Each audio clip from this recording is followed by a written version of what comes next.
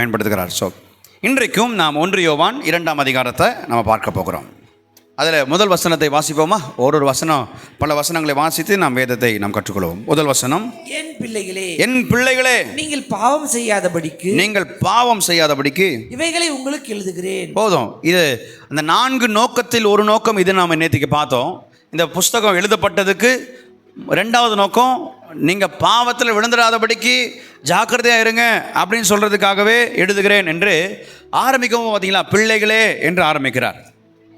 அது எதை காண்பிக்கிறதுனா, அவர் இப்போ முதிர்ந்தவராக வாலிபனாக இருக்கும்போது இயேசுவின் பின்பாக போய் சீசனாக போனார். நான் ஏற்கனவே சொன்ன போது எல்லாரை காட்டிலும் அவர் இளையராக இருந்தார். அவர் வாலிப வயசில் அவர் இயேசுவை தெரிந்து கொண்டு சீசனாய் மாறினார். ஆனால் இவர் தான் கடைசியில் மரணம் அடைந்தவர், இயற்கை மரணம் அடைந்தவர். தெரியும் யார்? யோவான். அப்போது எல்லாம் நிறைய சீசர்கள் இப்போது மறிச்சிட்டாங்க. இனி இவர் மாத்திரம்தான் இருக்கிறாரு. நிருபத்தை எழுதும் போது இவர் ஒரு முதிர்ந்த ஒரு ஊழியனாக, ஒரு முதிர்ந்த அப்போஸ்தலனாக இருக்கிறார். அதனால் அவர் கேட்கிற தேவ பிள்ளைகளை பார்த்து சொல்கிறார், பிள்ளைகளே என்று சொல்லி அவர் என்ன செய்கிறார்? அவர்களை உற்சாகப்படுத்துகிறார். இப்போ தான் நீங்கள் சிலர்லாம் இப்போ தான் வந்திருப்பீங்க, கிறிஸ்துவுக்குள்ளே இப்போ தான் வந்திருப்பீங்க. அவங்களாம் நம்ம பார்த்து சொல்கிறார். இதை எதை காண்பிக்கிறது? பிள்ளைகளேன்னு சொல்கிறது எதை காண்பிக்கிறது?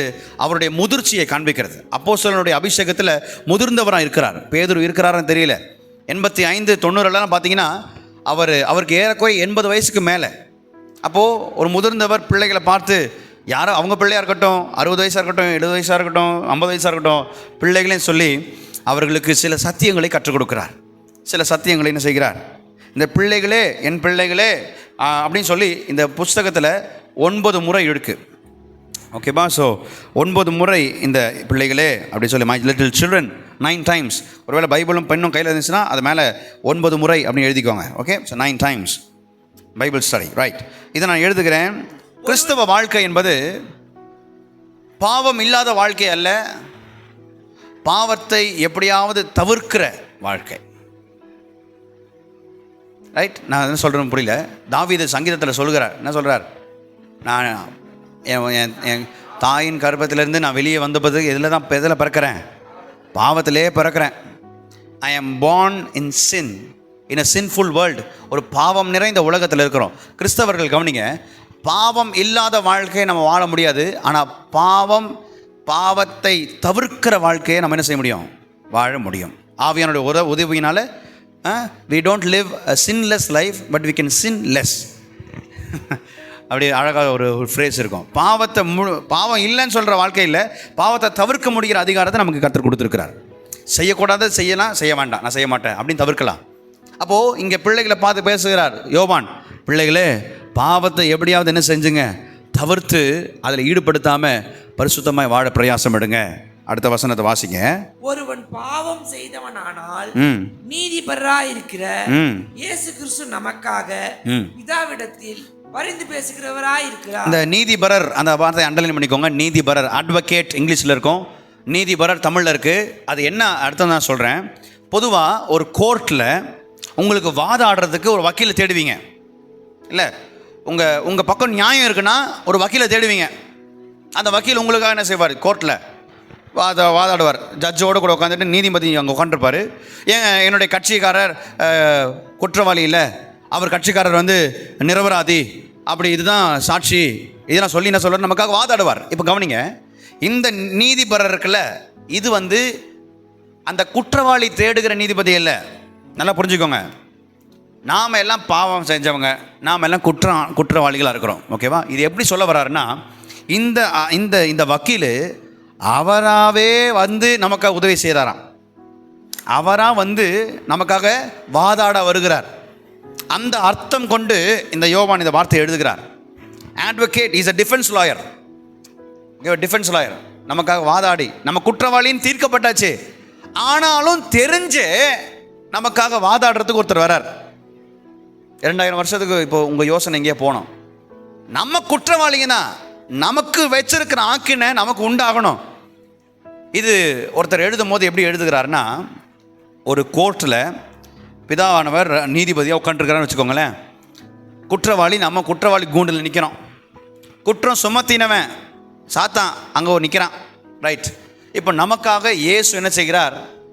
வாதாடுகிறார். எப்படி வாதாடுகிறார்ன்றத ஒரு ஒரு ஒரு ஒரு காமெண்ட்ரியில் நான் இப்படி வாசித்தேன். எப்படி வாதாடுறாருன்னா, இவன் செய்தது தப்பு, குற்றம். யார்? நமக்கு வக்கீல் நம்மளை பார்த்து, இவன் செஞ்சது தப்பு, குற்றம், இவன் குற்றவாளி தான், இவனுக்கு கண்டிப்பாக என்ன கொடுக்கணும்? தண்டனையை கொடுக்கணும். ஏங்க, நமக்காக வக்கீல் பேசுகிற வார்த்தை இதெல்லாம்.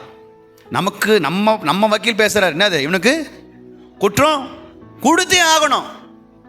இதெல்லாம் பேசும்போது அங்கே ஓரத்தில் நின்றுக்கிட்டு இருக்கிறான் பாருங்க பிசாசு, அவனுக்கு ஒரே சந்தோஷம். இப்படி ஒருத்தர் எழுதுறாரு, அதை நான் உங்களுக்கு புரிய வைக்கிறேன். சந்தோஷம். அப்போது அந்த ஜட்ஜு வந்து அடித்து சொல்கிறார், இவன் குற்றவாளி. அடுத்து சொல்கிறார், இவனுக்கு தண்டனை வைக்கப்பட்டிருக்கிறது அப்படி சொல்லி. அடுத்தது இந்த நீதிபதி சொல்கிறாரா, இவன் குற்றத்தை 2000 ஆண்டுகளுக்கு முன்பாக சரி செய்கிறதுக்கு நான் சிலுவை சுமந்தேன். அப்போது அந்த நீதிபதி யோசித்து மறுபடியும் அடிக்கிறாராம். அப்போது இவனுடைய குற்றத்துக்கு தண்டனை கொடுத்து இவன் வந்து கிரயம் செலுத்தி முடிச்சாச்சு. இவன் இப்போ யார் ஆயிட்டான்? நீதிமான் ஆயிட்டானா? கோர்ட்டில் எப்போ நீதிமான் ஆவாங்க? இவன் விடுதலை அடைஞ்சிட்டான், குற்றவாளி, இவன் நிரபராதி. அப்போது இந்த நீதிபதி போயிட்டு பக்கத்தில் இருக்கிற நீதிபதிக்கிட்ட போயிட்டு பேசுகிறாராம், அப்பா இவனுக்காக தான் நான் மறித்தேன், இவன் என்ன பண்ணிடலாம்? விட்டுறலாம். அப்போது என்ன நடக்குதுன்னா, நம்முடைய குற்றத்துக்கு ஆண்டவர் நீதி கொடுத்துட்டாரு. ஆனால் அந்த குற்றத்துக்கு நாம் அனுபவிக்காமல் அவருடைய குமாரனையும் கொடுத்தார். புரிஞ்சிச்சா? 2 விஷயம் நடக்குது. ஒன்று, ஆண்டோடைய கோபாக்கினிக்கு நாம் தப்பப்பட்டிருக்கிறோம். 2வது, ஆண்டவரோடு கூட நல்ல நெருக்கப்பட்டிருக்கிறோம். இதுக்கெல்லாம் என்ன காரணம் தெரியுமா? நமக்காக ஒருத்தர் பலியானார். அதுதான் இந்த அட்வொகேட், இந்த நீதிபரர். தொடர்ந்து வாசிப்போமா? வாசிங்க அடுத்த வசனம். நம்முடைய பாவங்களை நிவர்த்தி செய்கிற கிருபாதார பலி அவரே. இந்த கிருபாதார பலிக்கு அண்டர்லைன் அடுத்த முக்கியமான வார்த்தை. பைபிளில் பல இடங்களில் நம்ம பார்க்க முடியாது. ஆனால் இந்த கிருபாதார பலி இது அந்த அந்த நாட்களில் ஒரு பழக்கம் இருந்துச்சு. அதாவது முதல் நூற்றாண்டு 2வது நூற்றாண்டுலாம் ஒரு பழக்கம் இருந்துச்சு. என்ன பழக்கம்னா நான் சொல்கிறேன். ஒவ்வொரு கிராமங்களையும் தேசங்களையும் ராஜா இருப்பார், ஒரு நீதிபதி இருப்பார். ஓகேவா? அந்த ராஜா கோவப்பட்டார்னா, ஒரு தப்பு செஞ்சிட்டான், தப்பு செஞ்சவன் நின்னும் போது கோவப்படுவாருங்களா இல்லையா? கோவப்படுவீங்களா? இல்லை, பிள்ளைங்க தப்பு செஞ்சால் கோவப்படுவீங்களா? கோவப்படவே மாட்டிங்களா? கோவப்படுவீங்க. அப்போ அந்த ராஜா கோவப்படுறாருல, அந்த கோபத்தை எப்படியாவது தணிக்கணும். அதுக்கு என்ன பண்ணுவாங்கன்னா, அந்த தப்புக்கு ஈடாக இருக்கிற ஒரு ஒரு ஒரு பரிசோ, ஒரு கிஃப்டோ, ஒரு காணிக்கையோ எடுத்து வந்து ராஜா கிட்ட கொடுப்பாங்க. ராஜா, இந்த மாதிரி நான் தப்பு பண்ணிட்டேன், அதுக்கு இத்தனை வெள்ளி காசு, இத்தனை தங்க காசு, இந்த இந்த மிருகம், இந்த கிஃப்ட்டை வச்சுக்கோங்க, இந்த வீடு, இந்த இடத்த வச்சுக்கோங்க அப்படி சொல்லி செய்த தப்புக்காக ஒரு விலைக்கிரயம் கொடுக்கறதுக்கு அவங்க என்ன செய்வாங்க? ஒரு காணிக்கை கொடுப்பாங்க. அந்த காணிக்கை பேர் தான் கிருபாதார பலி. ஓகேவா? இப்போது யோசிங்க, நம்ம பாவம் செஞ்சிட்டோம், நம்ம பாவத்தில் பிறந்திருக்கிறோம்.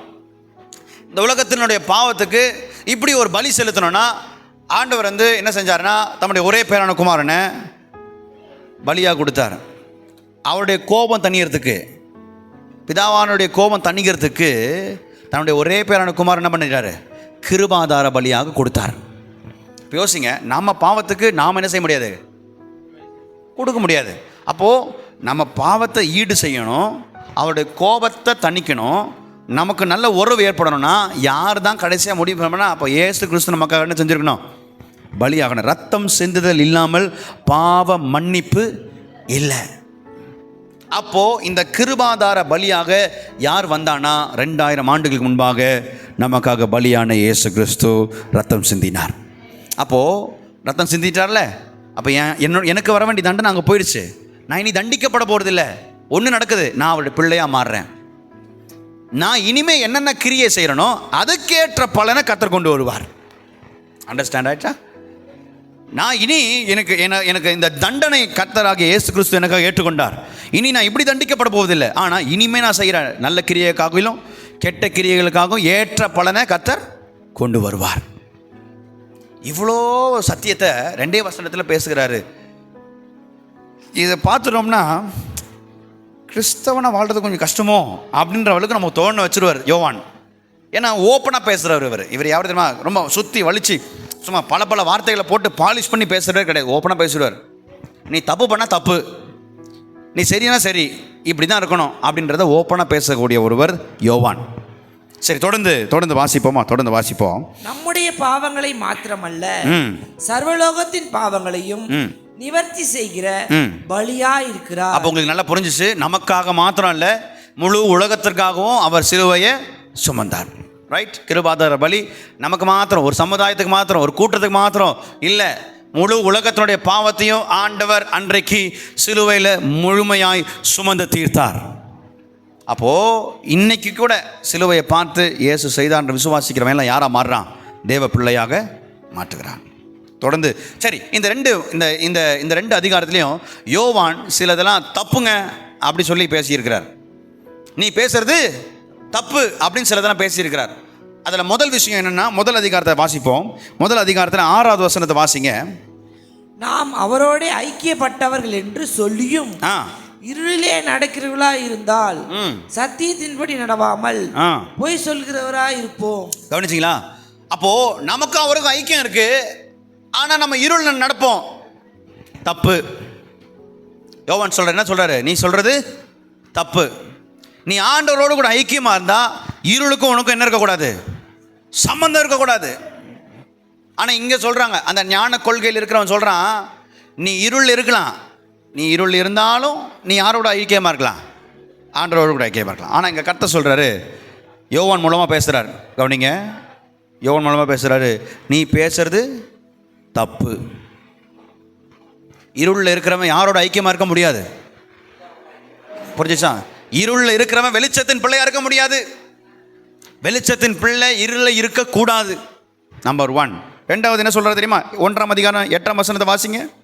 நமக்கு பாவமில்லை என்போமானால், நமக்கு பாவமே இல்லை என்போமானால் நம்மை நாமே வஞ்சிக்கிறவளா இருப்போம். சத்தியம் நமக்குள் இராது. சத்தியம் நமக்குள் என்ன சொல்ல வர்றாரு தெரியுமா? 8, 9, 10 நம்ம வாசிக்க வேண்டாம். நான் பாவி கிடையாது அப்படின்னு நீ சொல்றது தப்பு.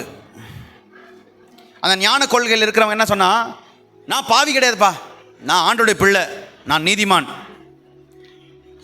ஓகே, நான் பாவி அல்ல, நான் நீதிமான், எனக்குள் பாவம் இல்லை.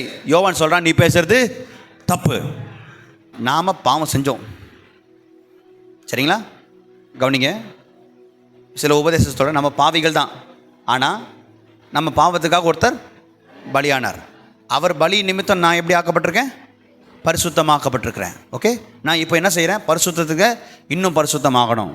பாவத்திலேருந்து எப்படியா தப்பி, இதுதான் சரி. நான் பாவி கிடையாது சொல்கிற பத்தியா? தப்பு. இப்போ அடுத்து மூணாவது எதை திட்டினார்னா, யார் திட்டினார்னா, 2ஆம் அதிகாரம் 4ஆம் வசனத்தை வாசிங்க.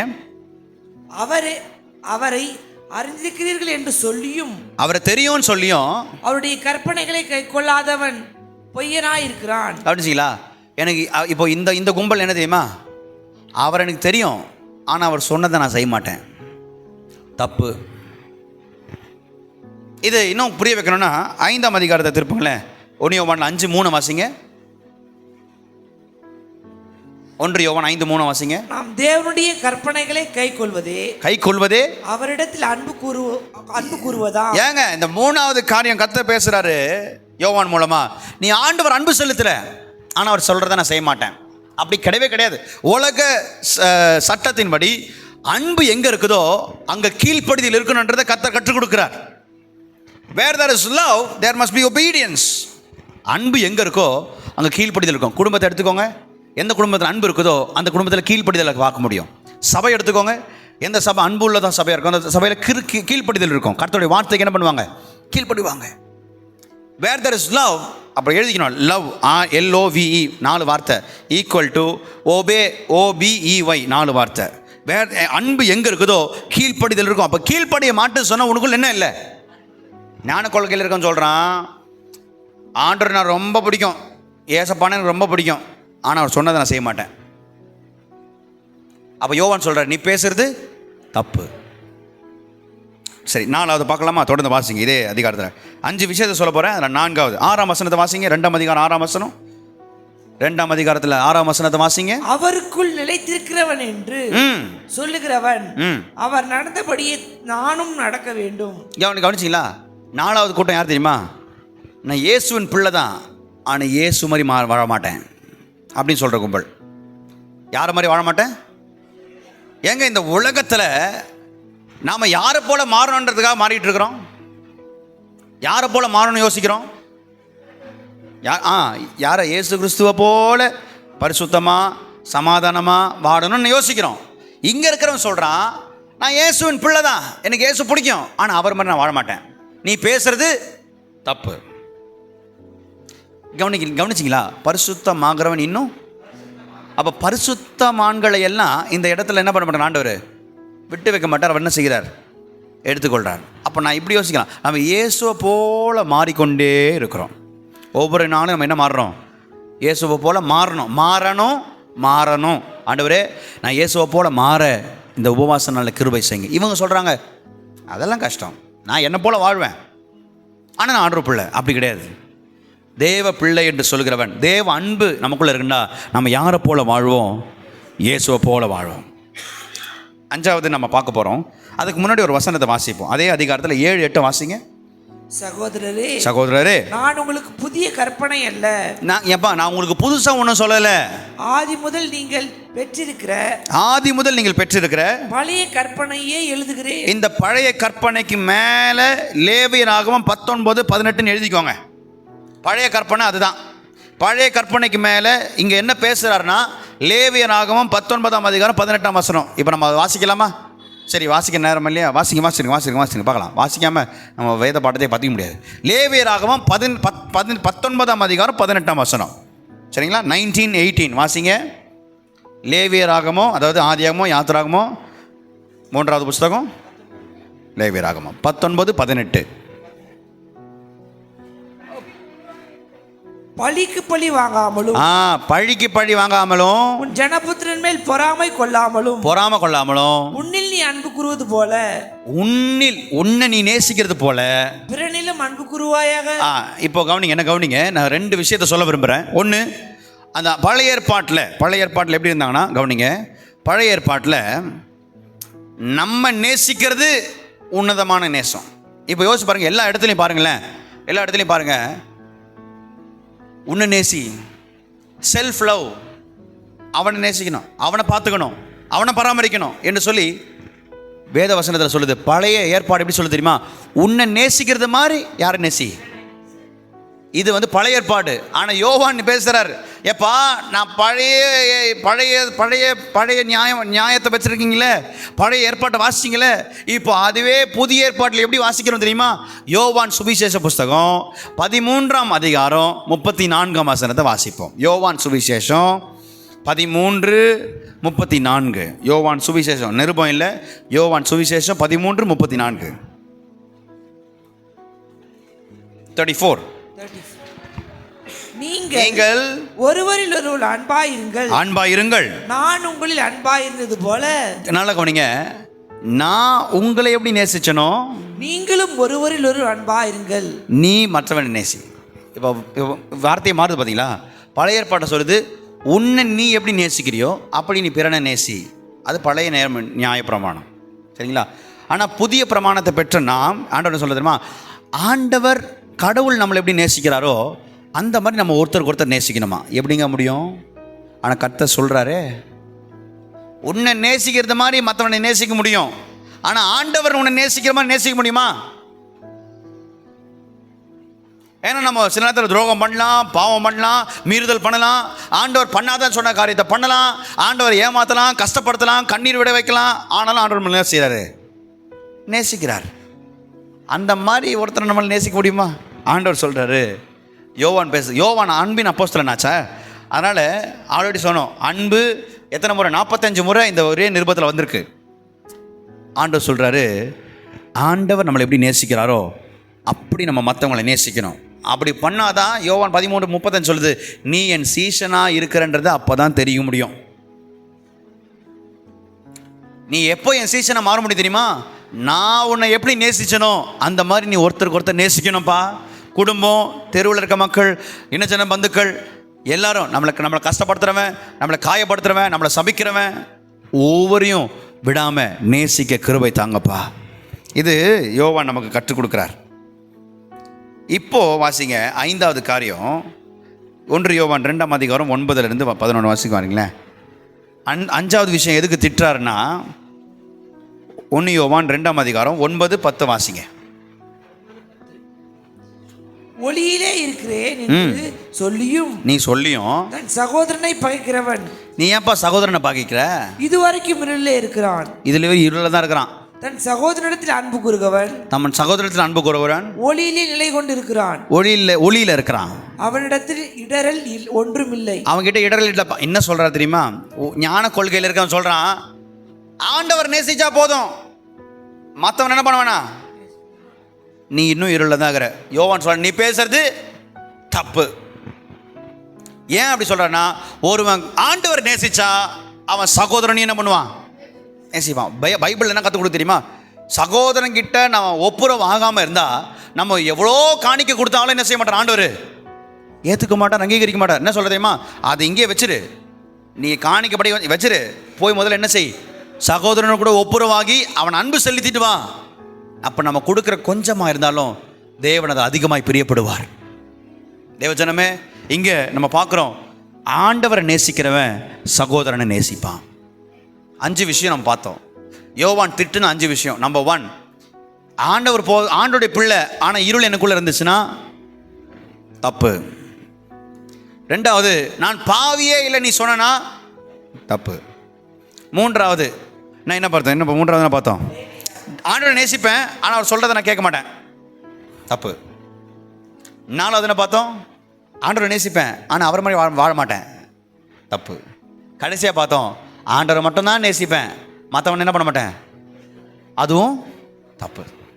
இவ்வளோ தப்பு வாங்கி வார்த்தையிலே கொட்டு வாங்கிக்கிட்டு இருக்கிறாங்க அந்த ஞான கொள்கையில் இருக்கிற மக்கள், நாஸ்டிக்ஸ். ஏன்னா இப்படிப்பட்ட இடரல் அப்போ அந்த காலத்தில் ரொம்ப சுலபமாக சபைக்குள்ளே இருந்துச்சு. சுலபமாக என்ன பண்ணுச்சு, சபைக்குள்ளே பரவிக்கிட்டு இருந்தது. ஆனால் சபையை பார்த்து கண்டிக்கிறார், இந்த 5 விஷயத்தில் ஜாக்கிரதையாக இருங்க. அப்புறம் அடுத்த சில வசனங்களில் நீங்கள் வாசிக்க வேண்டாம், நான் உங்களுக்கு ஒரு இதுவாக சொல்லிடுறேன். 12, 13, 14 இது ரெண்டுமே 2 முறை ஒரு முதல்ல என் பிள்ளைகளேன்னு பேசுவார், அடுத்தது பிதாக்களேன்னு பேசுவார், அடுத்தது வாலிபனேன்னு பேசுவார். இதில் என்ன ஆவிக்குரிய நிலையை பார்க்குறோம். பிள்ளைகள்னா வயசில் சின்னவங்க. அப்போது ஆண்டவரை இப்போ புதுசாக ஆண்டவர் ஏற்றுக்கிட்டு ஆண்டவருக்குள்ளே கிறிஸ்துவுக்குள்ளே புதுசாக வந்தவங்க. பிதாக்களேன்றது முதிர்ச்சி அடைந்தவங்க, ஒரு 30 வருஷம் 40 வருஷம் ஆண்டவருக்குள்ளே வாழ்ந்து கர்த்தருக்காக ஜீவனம் பண்ணி ஊழியம் செய்திருக்கிறவங்க, நான் முதிர்ச்சி உள்ளவங்க. வாலிபர்கள் அங்கேயும் இல்லை இங்கேயும் இல்லை, இடையில இருக்கிறவங்க. அவங்கள பார்த்து பேசுகிறார் 2 முறை. சின்ன பிள்ளைங்களை பார்த்து, பிள்ளைகளே உங்கள் பாவம் என்ன பண்ணியிருக்கு? இங்கே தான் என்ன வாசிங்க, 12ஆம் வசனத்தை வாசிங்க. பிள்ளைகளே அவருடைய நாமத்தின் நிமித்தம், அவர் நாமத்தின் நிமித்தம் உங்கள் பாவம் மன்னிக்கப்பட்டு. அப்போ புதுசாக வந்தவங்களை பார்த்து யோவான் சொல்கிறான், உன் பாவம் என்ன பண்ணிடுச்சு? மன்னிக்கப்பட்டாச்சுப்பா. இப்போ அடுத்தது முதிர்ச்சி உள்ளவனை பார்த்து பேசுகிறார். அதே வாசிக்கு தொடர்ந்து, பிதாக்களே ஆதி முதல் இருக்கிறவரை நீ அறிந்திருக்கிறாய். இல்லை பிதாக்கள் நீ அறிந்திருக்கணும்ப்பா, கர்த்தரை நீ எப்படி அறிந்திருக்கிற அப்படின்றது. 3வது, இடையில இருக்கிற வாலிபனை பார்த்து பேசுறாரு. வாலிபரே, நீங்கள் பலவான்களா இருக்கிறதுனால், நீங்க சக்தி வாய்ந்தவனா இருக்கிறதுனால, தேவ வசனம் உங்களில் நிலைத்திருக்கிறதுனாலும், வேத வசனம் நிலைச்சிருக்கிறதுனாலையும், நீங்கள் பொல்லாங்கனை ஜெயிக்கிறதுனாலையும் உங்களுக்கு எழுதுகிறேன். கவனிச்சிங்களா? வாலிப வயசு நல்ல பலமுள்ள வயசுனால நீ என்ன செய்யற? உலகத்தில் இருக்கிற பொல்லாங்கனை ஜெயிச்சுருவாப்பா. 2 முறை இது பேசுகிறார். அதை அப்படியே தாண்டிடுவோம். அடுத்தது பார்த்தீங்கன்னா 15லேருந்து 17 வாசிக்கலாமா? 15ஆம் வசனத்தில் 17ஆம் வசனம் வாசிப்போம். உலகத்தில் உள்ளவைகளும் அன்பு கூறாதிருங்கள். ஒருவன் உலகத்தில் அன்பு கூர்ந்தால் அவனிடத்தில் பிதாவின் அன்பு இல்லை. உலகத்தில் அன்பு கூர்ந்தால் பிதாவின் அன்பு இல்லை. ஏனெனில் மாம்சத்தின் இச்சையும் கண்களின் இச்சை ஜீவனத்தின் பெருமையாகிய உலகத்தில் உள்ளவைகள் எல்லாம் பிதாவினால் உண்டானவைகள் அல்ல. கவனிங்க, நான் ஒரு விஷயம் 3 விஷயம் ஆண்டவர் விட்டு நம்மளை பிரிக்கும். 3 விஷயம் நீங்கள் பக்கத்தில் கூட எழுதிக்கலாம். 1 நம்முடைய மாம்சம், 2 பிசாசு, 3 உலகம். இது 3மே ஆண்டோடைய அன்பை விட்டு நம்மளை என்ன செஞ்சிடும்? பிரிச்சிடும். நம்முடைய சுய மாம்சம் எண்ணங்கள் கர்த்தரை விட்டு நம்மளை பிரிச்சிடும். 2வது பிசாசனுடைய திட்டங்களும் கிரியைகளும் ஆண்டவர் விட்டு நம்மளை பண்ணிடும், பிரிச்சிடும். 3வது இந்த உலகம். இது 3த்துக்கும் ஜாக்கிரதையாக இருக்கணும். இந்த 3 முக்கியமான பாவங்கள் நுழைவு, அது நுழைவாக இருக்கிறபடினால நம்ம என்ன செய்யணும்? ஜாக்கிரதையாக இருக்கணும். கண்களின் இச்சை, ஜீவனத்தின் பெருமை, மாம்சத்தின் இச்சை, இதுக்கு நம்ம இடம் கொடுக்காம பரிசுத்தமாய் வாழ தேவன் நமக்கு உதவி செய்வாராக. 18ஆம் வசனத்திலிருந்து 23ஆம் வசனம் வரைக்கும் மிக மிக முக்கியமான ஒருத்தரை குறித்து நாம் பார்க்கிறோம். அந்த கிறிஸ்துவை குறித்து நாம் பார்க்கிறோம். இந்த 18ஆம் அதிகார வசனத்திலேருந்து 23ஆம் வசனம் வரைக்கும் நம்ம பார்த்தோம்னா ஆன்டி கிரைஸ்ட், அந்த கிறிஸ்துவோடு அவன் எப்படி இருப்பான், என்ன செய்கிறான்றதை பார்க்குறோம். அவனை குறித்து நாம் அறிந்து கொள்ள இந்த புஸ்தகம் மேலே வேற ஒரு புஸ்தகத்தில் நம்ம தெரிந்து கொள்ள போகிறோம். 2 தெசலோனிக்கர் 2ஆம் அதிகாரம் 4ஆம் வசனத்தை பார்த்தால், அவன் முதலாவது தேவனை எதிர்க்கிறவனாய் இருப்பான். தேவனை எதிர்க்கிறவனாக தேவன் இருக்கிறார், ஆனால் அவருக்கு எதிர்த்து பெருமை மேட்டிமை உள்ளவனாக அவன் இருக்கிறான். He opposes God. 2வது அதே 4ஆம் வசனம் முடிவில் பார்த்தீங்கன்னா, எல்லாருமே அவனை வணங்கணும் அப்படின்றத அவன் எதிர்பார்ப்பான். He wants everyone to worship him. He will exalt himself as God. அவன் தன் தேவன் என்று சொல்லிக்கொண்டு எல்லாரும் என்னை வணங்க வேண்டும் என்று சொல்லி he demands worship. 3வது 6லேருந்து 7ஆம் வசனம் வரைக்கும் பார்த்தீங்கன்னா, அவன் 100% வெளிப்படாமல் பரிசுத்த ஆவியானவர் அவர் எடுத்துக்கொள்ளப்படுகிற வரைக்கும் அவனை தடுத்து கொண்டே, நிறுத்தி கொண்டே, ஒடுக்கி கொண்டே இருக்கிறார். எப்போ அந்த வெளிப்படுவானா? சபை எடுத்துக்கொள்ளப்பட்ட பிறகு, பரிசுத்த ஆவியானவர் எடுத்துக்கொள்ளப்பட்ட பிறகு அவன் வெளிப்படும். 100% he will be reveal himself after the rapture. 4வது 9லேருந்து 10ஆம் வசனம் பார்த்தீங்கன்னா, அவன் அநேகரை தான் காண்பிக்கிற அடையாளங்களினாலும் அற்புதங்களினாலும் வசியப்படுத்தி கொண்டு பொய்யான மாயமான காரியங்களை செய்து அநேகரை வசியப்படுத்திக் கொள்வான். He will have everyone under his control by performing counterfeit miracles and he deceives people. கடைசியாக ஆண்டவர் அவன் என்ன செய்கிறார் தெரியுமா? அவனை வேரோடு அழிக்கிறார். 8ஆம் வசனம் சொல்கிறது, அக்கினியின் கடலில் அவனை செய்கிறார். வெளிப்படத்தில் வாசிக்கிறாள், அக்கினியின் கடலில் is put inside the lake of fire forever and is destroyed and his powers are destroyed. So இப்படிலாம் பேசிட்டு நம்ம பார்த்தோம்னா இவனை எப்படி ஐடென்டிஃபை பண்ணுறது, எப்படி ஜெயிக்கிறதுனா, God has given us the anointing. ஆண்டவர் அபிஷேகத்தை கொடுத்துருக்கிறார். அனாயிண்டட் அப்படின்ற வார்த்தை இங்கே பார்த்தோம்னா அது மேஷாயக் என்ற வார்த்தை, எபிரேய வார்த்தை. கிறிஸ்டோஸ் என்று இயேசு கிறிஸ்து அபிஷேகம் பண்ணப்பட்ட பிள்ளைகள்னு சொன்னால் பழைய ஏற்பாட்டில் நிறைய பேர் அபிஷேகம் பண்ணார். ஆனால் உன்னதமான அபிஷேகம் யாருக்கான? இயேசு கிறிஸ்துவுக்கு கொடுத்துருக்கிறார். அந்த உன்னதமான அபிஷேகத்தை நமக்கும் ஆண்டவர் கொடுத்துருக்கிறார். இந்த அபிஷேகம் நமக்கு கற்றுக் கொடுக்கும், பல காரியங்களை கற்றுக் கொடுக்கும். இந்த அபிஷேகத்தை பெற்றுக்கொண்டிருக்க நாம் அநேக காரியத்தை நாம் கற்றுக்கொள்வோம். அடுத்து 24 தான் தொடர்ந்து பார்த்தீங்கன்னா, அவர் பார்த்தா நிறைய முறைகளில் அவர் நிலைத்து நில். இயேசு கிறிஸ்து பேசின அநேக வார்த்தைகளில் ஒரு வார்த்தை நிலைத்து நில், அபாய்டு. அந்த நிலைத்து நில் எத்தனை முறை இந்த 1 யோவான் வருதுன்னா 20 முறை வருது. 20 முறை யோவான் என்ன செய்கிறார்? ஆண்டவருடைய வார்த்தை, இயேசு கிறிஸ்து பேசின வார்த்தை நிலைத்து நில் என்ற வார்த்தையை அவர் எடுத்துக்கொள்கிறார். யோவான் 15ஆம் அதிகாரத்தில் பார்க்கணும்ல, என் அன்பில் நிலைத்து நில், என்னுடைய சத்தியத்தில் நிலைத்து, எனக்குள்ள நிலைத்து நில். இந்த நிலைத்து நிற்கிற அனுபவம் ஒவ்வொரு விசுவாசிக்கும் தேவை. ஒவ்வொரு விசுவாசிக்கும் நிலைத்து நிற்கிற அனுபவம் தேவை. தேவஜனமே, கர்த்தர் இப்படிப்பட்ட குணங்களை நமக்கு தந்து அபிஷேகத்தை கொடுத்து தேவனுக்குள் நிலைத்து நிற்க நமக்கு உதவி செய்வார். கர்த்தர் நம்மை ஆசீர்வதிக்க நம்மள கண்களையும் மூடி ஜெபிப்போமாக.